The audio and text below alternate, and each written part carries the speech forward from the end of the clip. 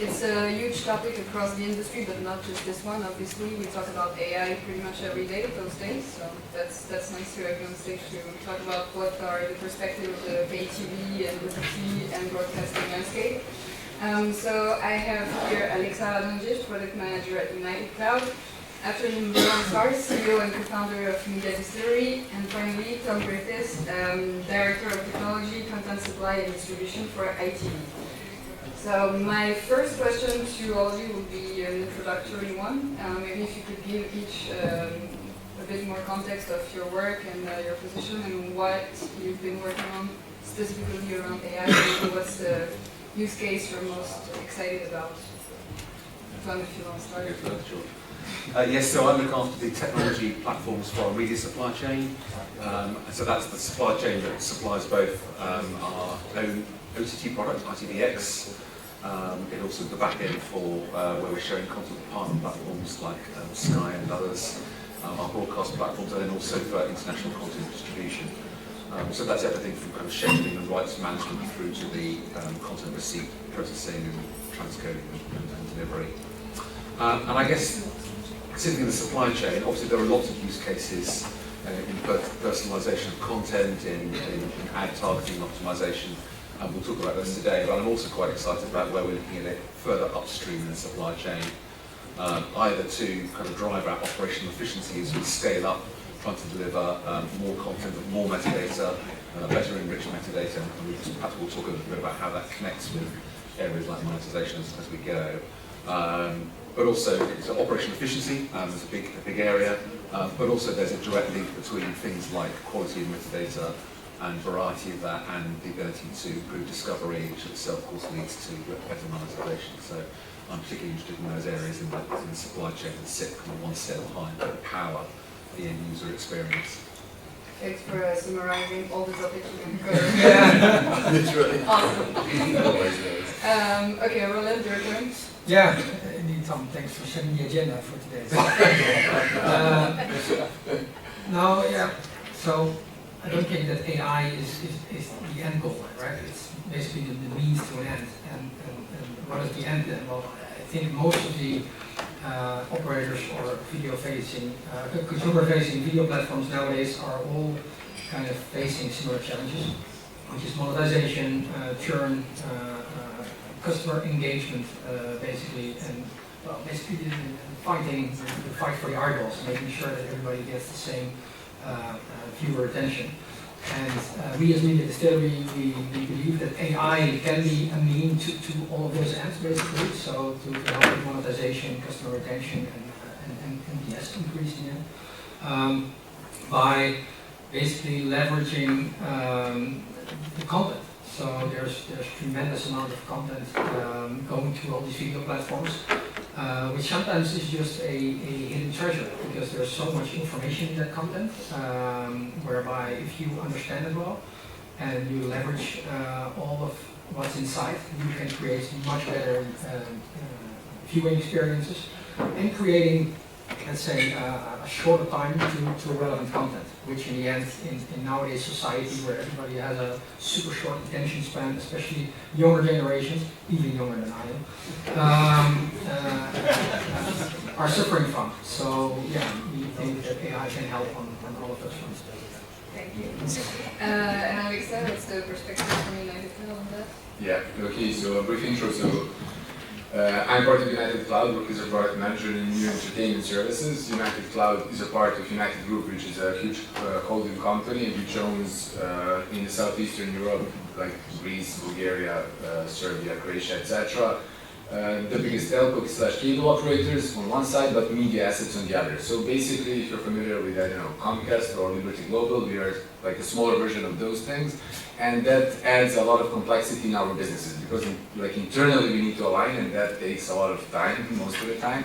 And on the other side, what United Cloud is most proud of and what we do, apart from like building infrastructure for all the assets that are owned by United Group, are the Eon app that we built, which is an OTT app where you can watch like live TV stations as well as on-demand program, catch-up TV, radio station, like listen to radio stations, etc. So, and like from everything that my colleagues previously mentioned, I maybe the only thing I can add there, what we are really looking into, but still like exploring, are large action models, meaning that instead of just like generating things and manipulating all the data, understanding how the basically people use like our platform and what are those experiences from like the beginning to the end, and then teaching the models how they can perform those actions instead of them. And we had a couple of hackathons where we explored those things, and I'm happy to share later on in the conversation some of the things there. Yeah, it keeps on following. Thank you. Sure, yeah. All right, so now if we dig a little bit deeper into the specific use cases that you've been working on, I think one topic that came back throughout all the discussions we had during the preparation was content discovery. So for each of you, big topic. Maybe we can start with Tom again, and he can tell us what ITVX, for example, has been implementing in terms of AI features for content discovery. Yeah, sure. So, I mean, I think one of the big steps forward with ITVX compared to its previous incarnation, which was ITV Hub, was the sheer quantity and breadth of content we had on the platform. And you know, the old ITV Hub was predominantly a catch-up platform. Now, 15,000 plus hours of content across both the AVOD and the SVOD offering within the platform. And we knew that actually that the content discovery experience wasn't great within the product itself. For people to find the content was quite difficult. So that's been a really key objective for us. Ultimately, I mean, there was lots of talk earlier on about engagement, but one measure of engagement is how long people are going to dwell within the ecosystem, within the product. And clearly, what we're trying to do is to get people not to just watch one piece of content and then leave again, but stay in the ecosystem. And quality of content discovery is pretty crucial to that. So there's been a whole piece looking at how we improve the content recommendations, and that's both kind of recommendations in the sense of what's in Rails, but also kind of watch next recommendations. We're beginning also to look at how we tie this in better with marketing recommendations as well for subscribers. But to make that work, the quality of data that sits behind that is really, really fundamental to it. Kind of rubbish in, rubbish out. So it's not just about the kind of quality of the recommendations engine itself and tuning that engine to give the right results for the kind of demographics we're looking at. But it's also about the quality of the data that sits behind that, and that's, I think, one of the real scale-up areas for us. It's kind of improving the back-end metadata. We're beginning to look at kind of do some more work with computer vision as well to add extra insight on the actual video itself, so things like mood analysis to help kind of improve the quality of recommendations. Alright. Media Distillery obviously is working on this topic quite a lot. So can you tell us I can attest to what Tom mentioned as in, let's say, rubbish in is rubbish out. Typically, the quality of recommendations is as good as the data you feed it with.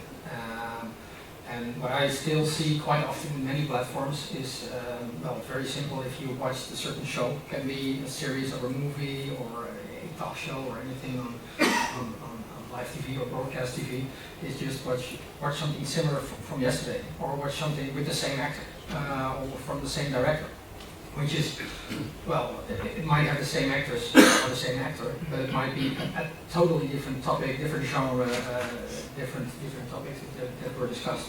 Well, if you dig a bit deeper, you might find a lot more relevant recommendations. So, as an example, say that I just watched the Barbie movie with Margot Robbie. Well, you can easily say, well, also watch The Wolf of Wall Street because she was also there. But you might also say, well, you know what, Margot Robbie was yesterday actually in the Graham Norton show, or last week she was in another show where she was pitching, she was talking about or interviewed about a movie or a new project or anything like that. So you basically create relations between the different content from completely different sources, but are relevant. And then you keep the viewer engaged because you feed them with relevant content where they are with their mind at the same moment. Yeah, exactly. Do you have any idea how to make those personalization features more relevant? Yeah, so what we're doing as well to expand, like it's interesting, like how we go with the questions, these are basically where they're probably more bigger experts than us. But on the third level, which like we are exploring most of the things that my previous colleagues mentioned, is some like small things where you can basically get the insight beforehand in a very easily managed way. So we're exploring things which are like small gamified versions, like for example, swiping the latest things from VOD, which is actually now like we are doing like a proof of concept of it, and like we really see that people are resonating, especially the younger audiences. And the thing is, like, that's not an AI at the moment. Like, those recommendations for those things will become, but at this moment, just for them getting any kind of engagement and giving us feedback of what they're interested in and what maybe they want to watch later is a huge improvement of, like, understanding our audience. That's one thing. Second thing is, like, small prompts regarding how people feel when they want to watch it, because, like, that thing about, like internal feeling or something that we explored as well. What's interesting, because like most of you use like any kind of AI assistants, etc., let's say ChatGPT, but like if you really try to play with them, like telling him like either how you feel, what do you feel at that moment, what do you want to watch, giving them some prompts like I want to watch like a World War II documentary movie, not longer than with a duration not longer than 1 hour and a half. Like the engine of metadata that it calls are like immense, and we're trying to explore that and how we can incorporate that with taking in mind that obviously their API integrations are super expensive, and like to have that for each user is like ridiculously expensive at the moment, especially for our markets in the Southeastern Europe. So those are things that we're still exploring, but like the whole idea is that the data that we need to garner from our users in interesting ways are definitely the way how we're trying to approach this recommendation engine, let's say, problem and the whole field in this new era. Yeah. First building the data and then trying to put the features later on, or having the features in mind while collecting the data. I think you raised a really interesting point there about experimentation essentially, because we've learned that sometimes you get unexpected results.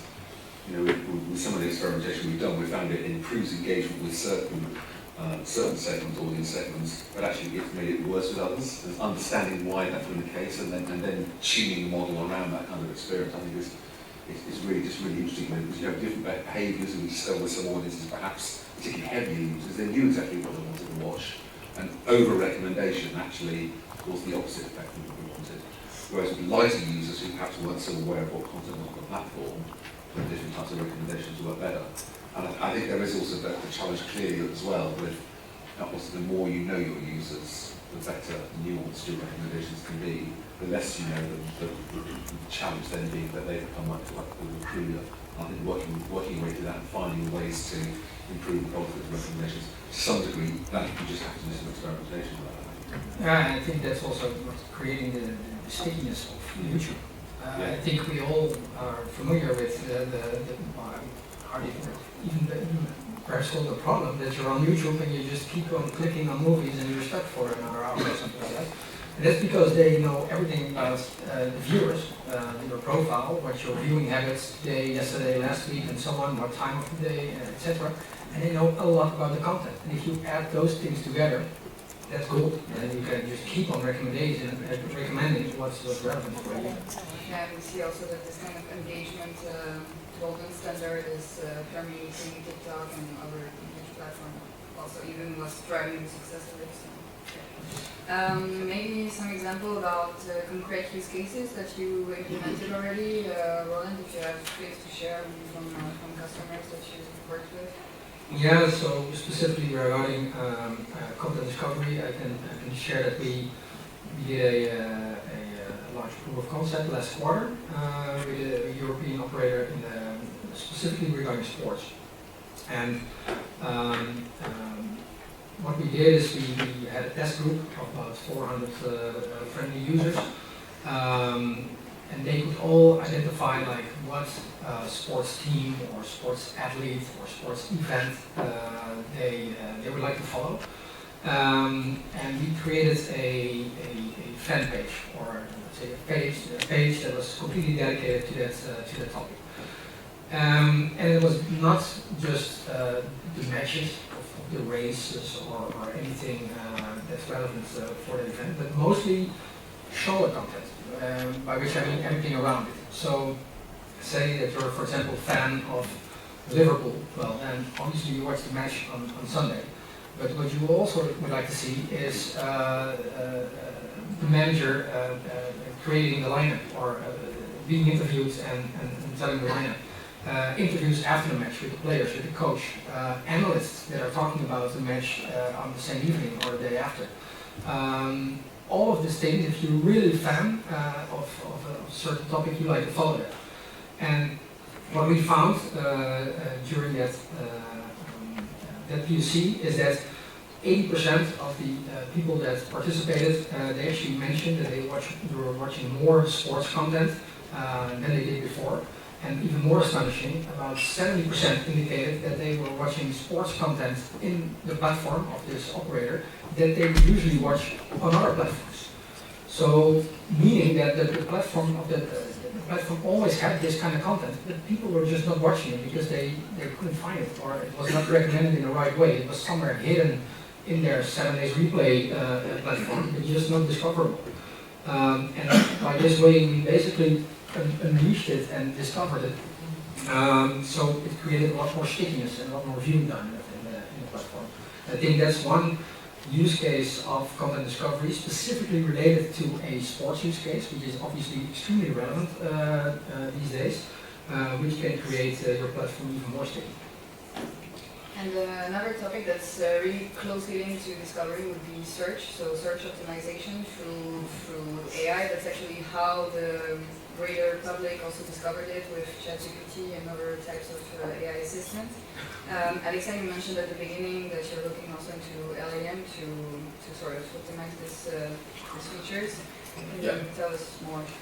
So basically, like a short story. So one of the hackathons that we had recently, we had a couple of very interesting ideas, and one of the things what they've done is like the idea how people are actually using the search, not just like with voice, because like that voice, especially in the languages that we cover, is not working perfectly. They integrated Whisper by OpenAI in order to generate actions, basically. So what they've done, because like if you can imagine, we have like approximately 270 channels in each of these markets, and this is like 270 channels with 7-day catch-up for each of them, and some of them is being translated to a VOD content later on. So basically, immense of like CDNs compression that we need to do per hour is like immense debate. But on the other side, also like we live in an era where like now customers can watch not just like 10 years ago it was like 50 channels. Now it's not just 270 channels, but like more than 40,000 assets in our VOD, plus on-demand catch-up for 7 days for all those channels. So basically, how you find the content is super like difficult in a way. So what they've done, they integrated basically the you can find a certain, let's say it was a MotoGP, so like find me all the assets of the MotoGP that is happening in this weekend, and map me as my favorite so I can easily watch them later. And they basically, what we've done then, we researched that with some small portion of consumers, and we saw that especially the like audiences which are 40 years and younger have a huge tendency to use basically those kind of voice assistants in order to get to the content that they want, and to map it so they can easily put it like to watch later on. What's also an interesting use case that we did not anticipate, but then users start using, was that you can tell them as well, like, okay, from this series in the last 7 days, because it's aired every day on that certain channel, put me into a watch it later list, like each one of them, with the system understanding that they should not do the reruns, just the original ones. So like, and then like we can see the thing that it's not that used. We anticipated when we built it like 5 years ago that those things like saving it for later, making it favorites. When you give your users an interactive way how they can manage that, we saw an immense way of them playing around with it. So now we're exploring, obviously, like one of the things is like which models we're going to use with that and how we're going to roll that out. But that was one of the interesting things. And the second very short one also, what the one team built is that contextual advertising, which is definitely something which we're exploring because like we have a part of our holding company is a huge e-commerce business. They've integrated a model that can understand contextually what is happening in the stream at the moment, and giving them like additionally like an advanced version of advertising regarding some of the offerings of like more than 20,000 things that were being offered on the e-commerce site. And that's something, okay, that's super difficult, and obviously it wasn't like it didn't work perfectly, but the things that we've seen there and how you can use AI in those things, it's like really like we were blown away with those cases and stuff. So that's why what we like when we researched further enough, we understood, okay, definitely we cannot implement like large action models at this moment, but what we can do is basically measure everything, like try to basically build up the infrastructure so we can one day try to do that, like to do it either building up our own assistant, or which we also see might be a realistic thing, like if ChatGPT becomes the assistant, like the assistant of each one of you, then we need to have the infrastructures to integrate it with it. And we can see that some companies already started doing that. So we think that this infrastructure build-up is definitely the most important thing which we're doing at the moment. And it breaks down to a cost issue. It's not just Yeah. whether you work with external partners, but also if you can bring enough talents to build the thing or not. Exactly, yeah. Tom, you mentioned at the beginning metadata enrichment. I want to pick you up on that. So what did you work on so far, and how does it work? What are the challenges that you face also? Yeah, I'll try and connect actually kind of the front-end use case with one of the back-end use cases which I think is really interesting. So that kind of front-end I mentioned earlier about using video analysis to kind of improve the quality of kind of matching and affinity with content to improve recommendations. So pairing that together with the base underlying metadata like genre and title and talent and other synopsis data. And that's a really interesting. I think we are beginning to see some signs of those two things working together, producing better results than either one does on its own. I think the other end of the use case, a really interesting one that we're beginning to look at as well, is our archive. We have a huge content archive.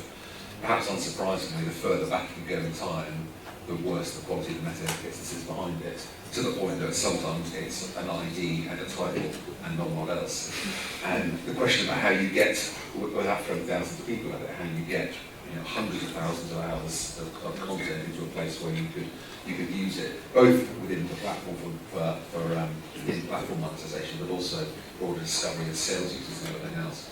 I think one of the interesting cases we're looking at is as we start to ramp up and accelerate digitising that into the archive, a lot of that material is still sitting on the film table on a shelf. Can we, in that process, actually run some of these tools around it at that ingest point and feed that data upstream? Whereas at the moment, essentially, we're doing it at the point when we decide to schedule something onto the body platform, then we're running the analysis at that point. And getting the feedback from that later process back into the core data, but actually, if you like, doing the step ahead and bringing it early.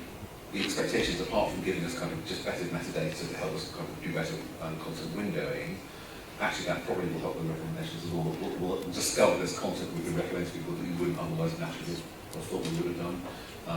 But that can only happen if we put those building blocks in place behind it. And actually one of the real learnings we've had from this point about the discovery piece is just how important the quality of your metadata is, the quality of your metadata schema, your ability to link that out to external sources like IMDb, like the other recommendations and listings engines. A lot of the work we're doing at the moment is trying to clean up the quality of our metadata as well and deal with matching and mismatching issues that we've got.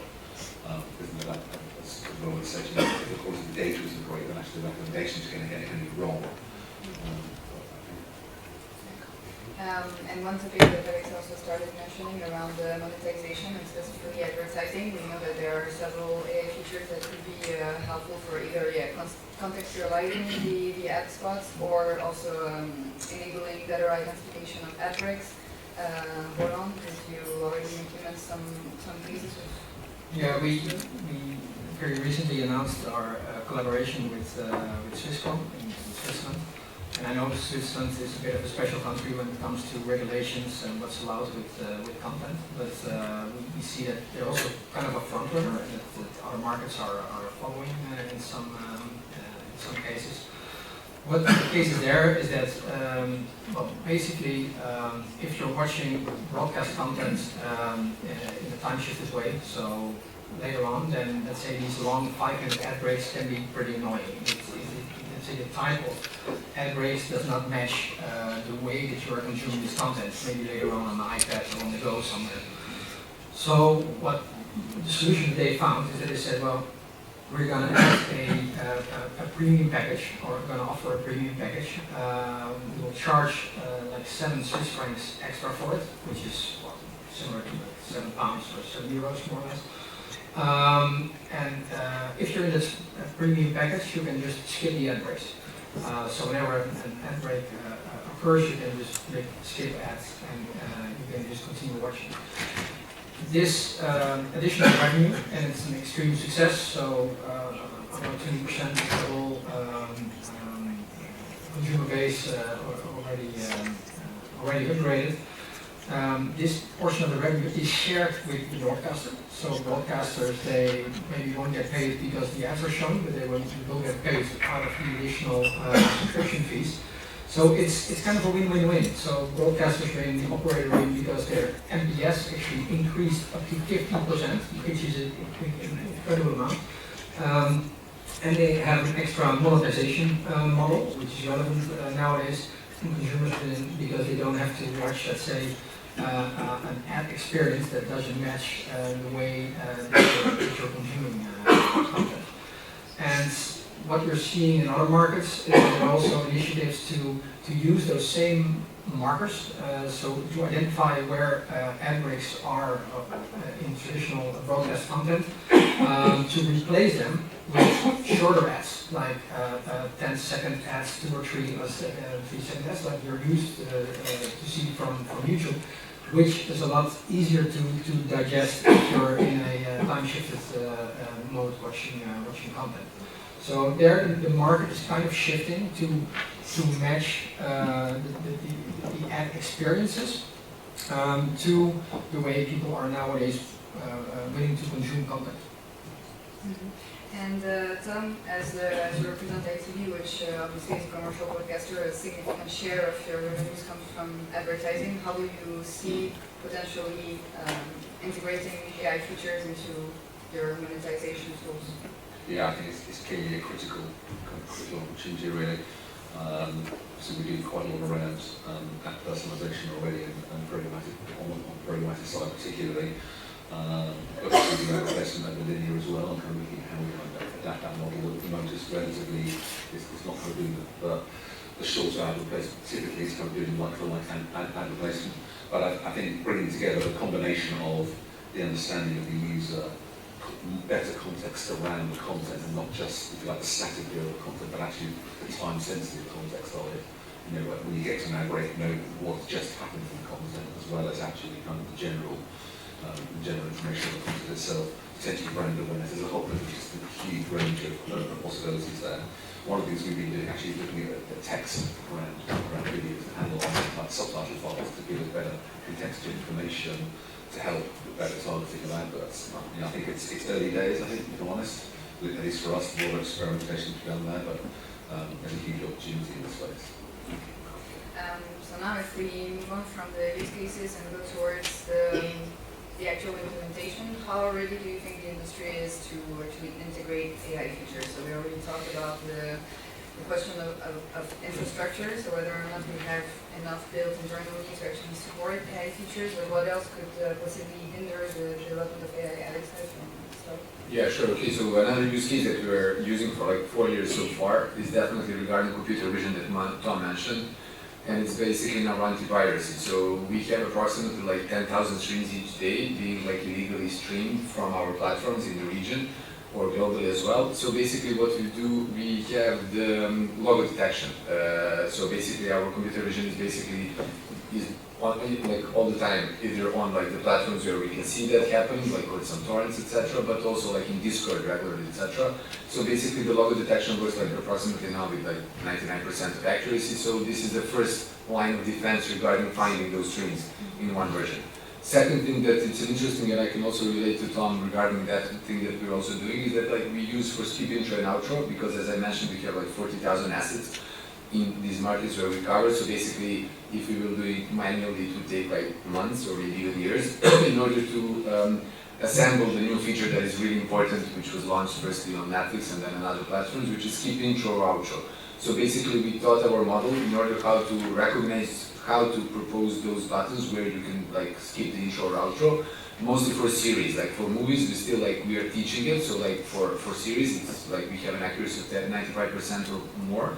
But what's interesting there for like short series, what happened and what's something that we couldn't troubleshoot quite easily is that we have two very similar series, like short series of 6 episodes, where our system really well defined both skip and intro and outro on one series, but not in the other one. And then the troubleshooting process of understanding what model is doing is the thing that takes so much time in order to do so. Then we're exploring things which like we allow our users in order to easily integrate, like was it praised well or no, not. But the thing is that we still see that these cases are something which are like easy ones to implement. Like what we do as well, like the third thing to mention, and then I can give the floor to other speakers as well, is translation. But like for metadata, obviously we are working with so much metadata that there's like a huge initiative that is being led by another product manager colleague of mine inside of the company. But what we're doing now is like translating all the metadata in all the languages, the relevant ones. Apart from that, we also use some like really basic AI models in order to translate all the subtitles which already exist. And we're exploring speech to text as well, because like in certain things we saw that some of the, let's say, Bulgarian series are super like popular in Croatia and Slovenia, and we do that speech to text automation of the subtitle generation. And then the fourth level, which will be like the best case which we're trying to achieve for, is like transcribing and dubbing. So basically there, you've seen some of them that like certain videos basically translate how they speak and everything in a common language. And because we have basically media assets in all these 7 countries, being able to like extrapolate all the other ones, we see that there's a huge potential in that one as well. But like still we're in the research phase for that one, yeah. So a few thoughts now. Maybe I want to ask Tom about localization, because Alisa just mentioned the issue of dubbing, subtitling, making sure that all your audiences across different speaking languages, no, it doesn't work. Across different speaking zones, That's what we thought, yeah. And yeah, so I mean, in the UK, I guess everyone speaks English, but there are obviously very specific regional dialects and so on. Yeah. How do you make sure that everyone gets content accessibility across the board?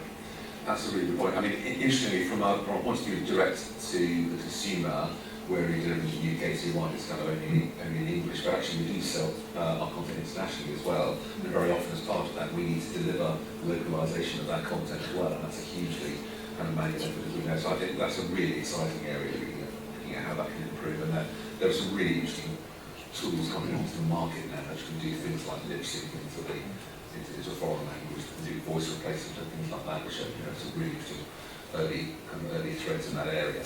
I think the dialect thing is a really interesting one. We find that it's certain English accents, the voice recognition engines work very well with more regional accents. They don't work very well. So I think there's a really important point here about, and coming back to Alexa's point about understanding that these things aren't far and forget. You have to train and continue to train model. We've even seen some examples where you might have what you might call machine unlearning, where sometimes the engine has got a little bit worse over time rather than better, and we've had to kind of steer it, and understand.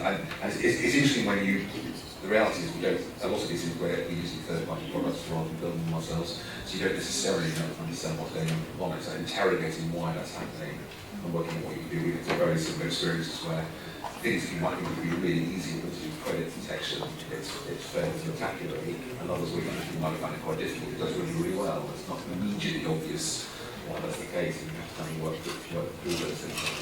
But to the point about kind of localization, I really don't think it could be a far and forget. Partly because all the time the engines are getting better and better and better, so you need to keep on kind of taking advantage of those improvements. But also, as we've seen in our experience, actually there was kind of a run process to looking after this, to keeping it doing what you actually want. Yeah, it's a funny anecdote actually that we've been preaching AI for the past 6 years already to solve kind of industry problems that everybody's familiar with. But only since the past 2 years, since LLMs are on the rise and everybody is familiar with OpenAI, we know that AI is now being talked about in the boardrooms and everybody's pushing it down, like, okay, what are we doing with AI nowadays? Because everybody's using it. So that's creating a huge demand, and it's creating panels like this because everybody's interested in AI nowadays. But what we see is that, for example, we have a product whereby we correct time markers for the EPG, basically align the EPG with the actual timing in broadcast streams. And we often come into customers and we say like, hey, your current EPG, if you take, let's say, 15 seconds prior or after the true start of the program, your current correctness is just about 5%. And 5% of all the programs that are aired on hundreds of channels, your EPG is correct. And we can bring it up to 95%. And then often the first question we got would be like, how about the remaining 5? And we're like, come on, we're bringing here an increase of 90%, and you're asking questions about the last 5%. And that discussion is kind of off the table in the past 2 years, because everybody sees that okay, AI is not perfect, but it will at least bring us such tremendous value already, which will increase, well, NPS and have a better consumer engagement.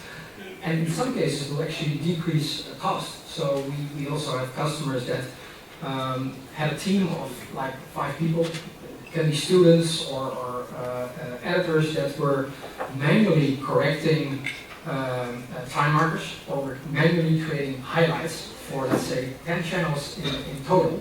And we're working very hard day and night around the clock to keep up with it.